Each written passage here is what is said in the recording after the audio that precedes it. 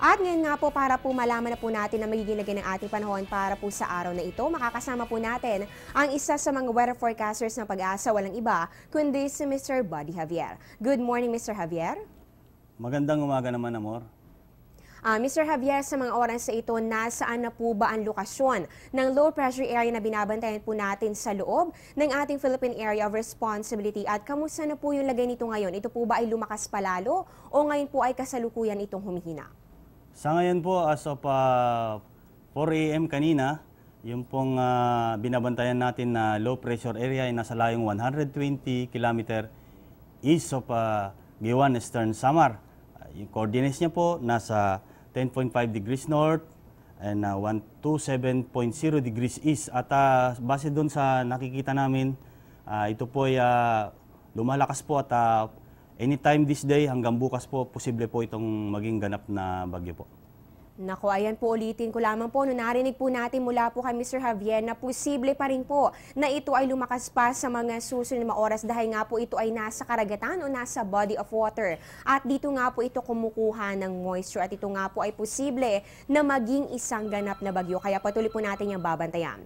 Sa mga nakalipas na oras o kaya naman po ay araw po, no, base po sa mga naitalang datos ng Pag-asa, gaano po ba karaming pag-ulan na ang naranasan sa mga probinsya ng Visayas at ilang bahagi po ng Mindanao? At ano po ba yung assessment o yung inyong masasabi dito po sa mga datos sa ito?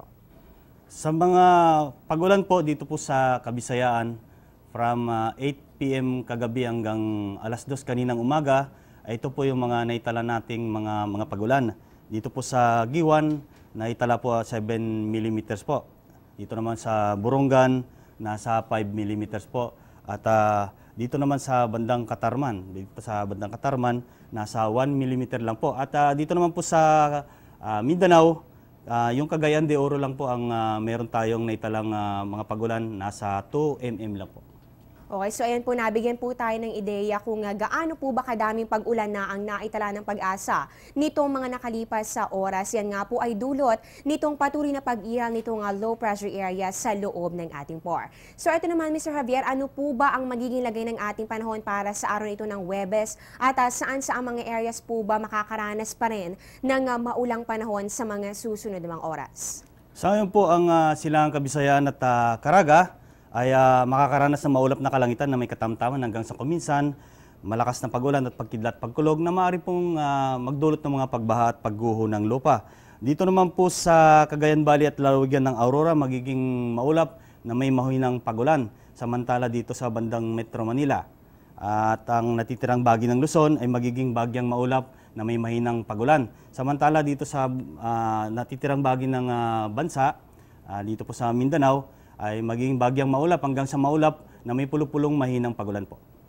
Mr. Javier, matanong ko lang po, mapapansin po natin sa inyong background, ano yung nga po yung tinatawag natin na empty sat imagery, na meron pong kulay yellow at kulay red color na sumisimbolo nga po sa mga kaulapan nitong low pressure area. So, ano po bang ibig sabihin nito para magkaroon rin po ng ideya at dagdag kaalaman ang ating mga manonood every time na makikita po nila ang ganyang model o image sa ating mga ulat panahon?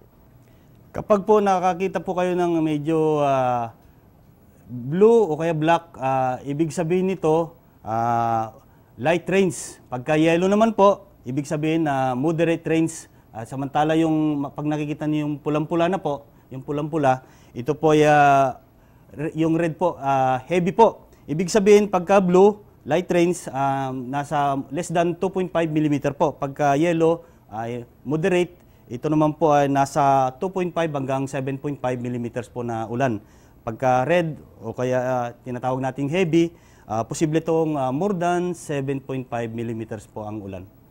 Ayan po mga kababayan, so ibig sabihin po yun, naintindihan na po natin yung nakikita po natin kapag po nagkakaroon tayo ng mga weather reports, nakikita po natin yung kulay yellow and red dito po sa ating image. So ibig sabihin po yan, kapag po yellow, yan po ay moderate yung mga pag-ulan na mararanasan. At kapag naman po merong kulay pula, yung mga lugar po na matatapatan noong kulay pula na yun po yung makakaranas ng malalakas sa ulan o yan nga po yung tinatawag po natin na heavy rains. Kaya po kung kayo po ay makikita natin sa ating mapa na natapatan po kayo nito, ito, ay syempre po inaasahan po natin na dapat po tayo po ay maghanda na sa mga susunod na mga oras. Mr. Javier, paano po ba kikilos o anong direksyon po ba ang tatahakin ng LPA na patuloy po nating binabantayan sa ngayon?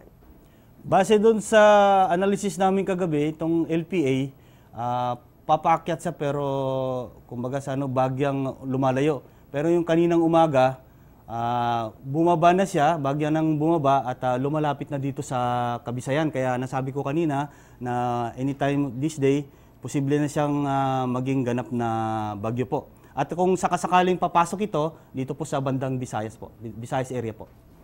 Okay, so patuloy po nating babantayan ang mga pagkilos ng low pressure area na ito sa mga susunod na mga oras. Kaya naman tutok lamang po yan dito po yan sa Panahon TV. Mr. Javier, last question na lamang po. No? Bukod po sa low pressure area, naramdam po ang epekto sa Visayas. At sa ilang bahagi po ng Mindanao hanggang sa ngayon ay malakas rin po ang ihip nitong hanging amihan. So maliban po sa paglaki ng ating mga alon, dulot rin po nito ang paglamig ng ating panahon. Kaya naman po, ano po ba ang 5 lowest temperatures na naitala ng Pag-asa? Yan po ay kahapon, araw po yan ng Miyerkules. Yung mga pong 5 lugar na may naitalang na mababang temperatura, dito po sa Baguio, 12.2 degrees Celsius, dito po sa Basco, 16.2 degrees Celsius, sa Tuguegarao naman, nasa 19.3 degrees Celsius, Malaybalay, nasa 19.5 degrees Celsius, at saka yung Bigan, nasa 20.4 degrees Celsius. Ito po yung mga lugar na pinakamababang temperatura sa ngayong araw, nung nakarang araw po.